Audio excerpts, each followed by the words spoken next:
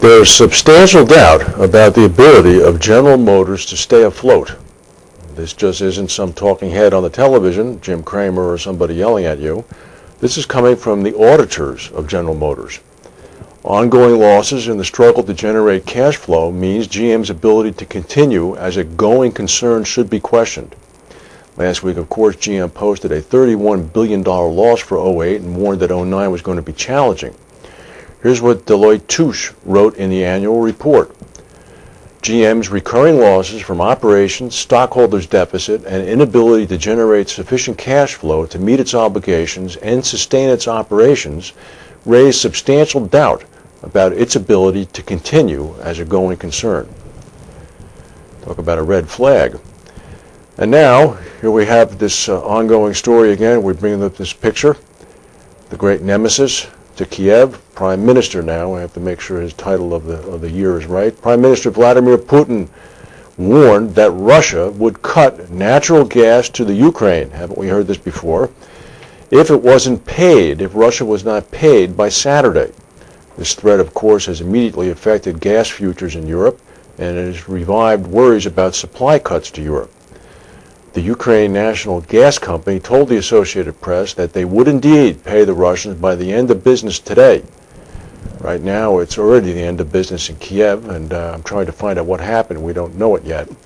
The Russian gas monopoly is called Gazprom, and they say that the Ukraine has paid $310 million for gas it received in the month of February, but it still owes another $50 million. Ukraine's ability to pay has been undermined by a severe economic crisis in the country. There's also another situation. President and the Prime Minister of the Ukraine are fighting with each other. The Ukraine National Security Service, which is controlled by the President, searched the offices of the gas company, the Ukraine gas company Naftogaz, yesterday. The gas company is controlled by the Prime Minister. Putin, who has been known to conduct a few raids himself, said on a Russian television interview that the raid, quote, is a source of extreme concern. About 20% of the gas consumed in Europe comes from Russia across pipelines that come across the Ukraine, and the Ukraine is one of the worst performing economies in Europe. Of course, there was a 2-week cutoff earlier this winter of Russian gas to much of Europe, which caused extreme difficulties all the way to Western Europe. There's something going on in the skies above Japan. You might recall that last week, 2 weeks ago, almost 50 people were injured in a Northwest 747 flight going from Manila to Tokyo. And then today, an Air France 777 hit turbulence over Japan on a flight from Paris into Narita. According to the airline, 2 crew members, 1 man and 1 woman, were injured and sent to the hospital upon arriving at Tokyo's Narita. It was not immediately known whether the injuries were serious. The plane was carrying 16 crew members, including the injured 2, as well as 261 passengers. None of them were injured. And if you're familiar with your geography, this picture will bring back some memories. This, of course, is the gateway between Europe and Asia.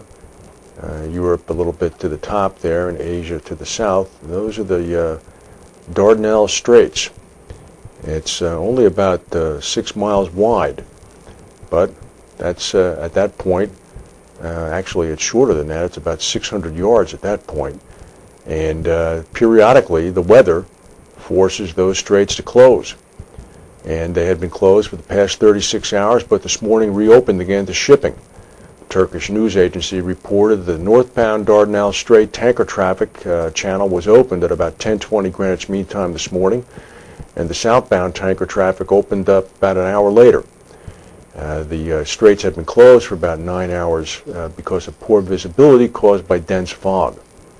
And the Bosporus and Dardanelles Straits are the only sea route, of course, between the Black Sea and the Mediterranean, and they're very important to Russian and Central Asian oil exports. They close often in the winter due to winds, snow, and fog. One final bit of information, I couldn't help but mentioning this. Yesterday afternoon, the Dallas Cowboys released Terrell Owens.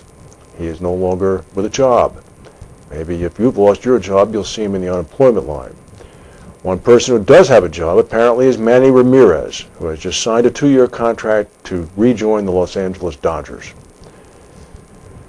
The amount of money he's making is so obscene I won't even tell you, but I will tell you. It's $45 million for 2 years. If we have any other breaking news, we'll come back and tell you. If not, thank you for watching, and we'll see you tomorrow.